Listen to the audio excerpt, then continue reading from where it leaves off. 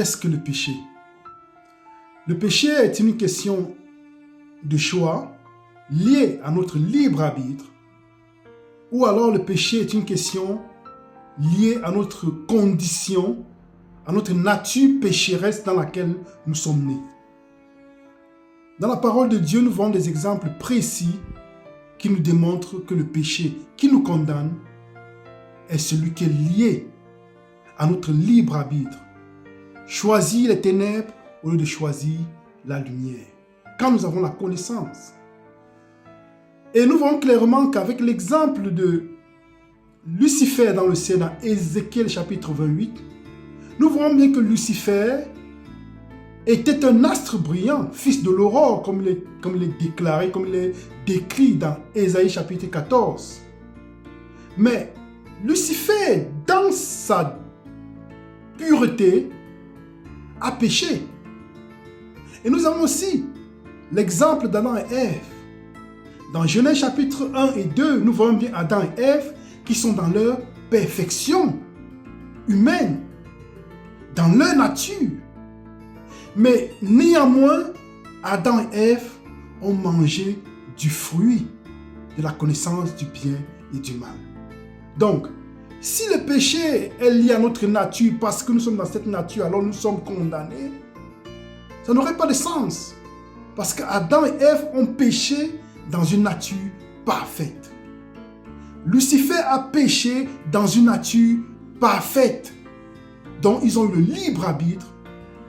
Ayant ce libre arbitre, ce beau cadeau que Dieu leur avait donné, ils ont choisi les ténèbres ou de choisir la lumière. Ils ont choisi la malédiction ou de choisir la bénédiction. Et quand Adam a péché, il s'est créé entre lui et Dieu une séparation. Et nous avons hérité de ça. Dans Ésaïe chapitre 59, verset 1 à 2, il est écrit « Ce sont vos iniquités qui mettent une séparation entre Dieu et vous. » Et c'est Dieu qui parle. Donc Dieu veut être encore un, de nouveau un avec nous. C'est la raison pour laquelle, pour que nous puissions être un avec lui, il faudrait que nous puissions choisir la lumière et non les ténèbres. Car le péché qui nous condamne est une question de choix. Dieu veut que nous puissions être des êtres libres. Et nous avons un exemple biblique dans Jean chapitre 8, verset 11, la femme adultère qui avait été accusée d'avoir fait l'adultère et qui était sur le point d'être lapidée par les pharisiens. Mais que va dire Jésus-Christ? Que celui qui n'a pas commis de péché puisse lancer la première pierre. Et tous les accusateurs sont partis. Et qu'est-ce que Jésus-Christ va dire à la femme adultère? Il va prêcher lui-même la victoire sur le péché de sa bouche, de même qu'il avait fait avec Caïn, dans Genèse chapitre 4, quand il a dit à Caïn, « Le péché est à ta porte, mais domine sur lui. » Une autre fois encore, Jésus-Christ va prêcher la victoire sur le péché. Dans Jean chapitre 8, verset 11, il est écrit, « Elle répondit non, Seigneur. » Et Jésus lui dit, « Je ne te condamne pas non plus. Va et ne pêche plus. » Va et ne pêche plus. Qu'est-ce que le péché? Le péché est la transgression de la loi. En d'autres termes, Jésus-Christ est en train de dire, va et ne transgresse plus la loi de Dieu.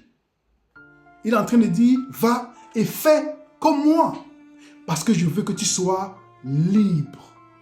Lisons Jean chapitre 4, Jean chapitre 8. Restons toujours dans Jean chapitre 8. Lisons ensemble le verset 34.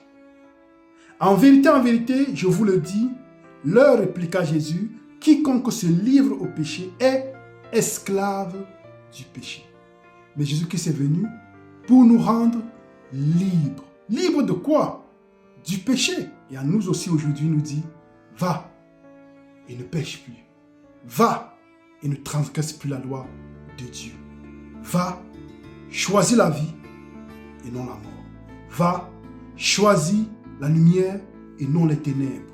Va, choisis la bénédiction et non la malédiction. Que l'Éternel nous bénisse et vous bénisse et nous remplisse tous de son Esprit Saint afin que cette promesse puisse s'accomplir dans nos vies. En Jésus-Christ, Seigneur et Sauveur. Amen.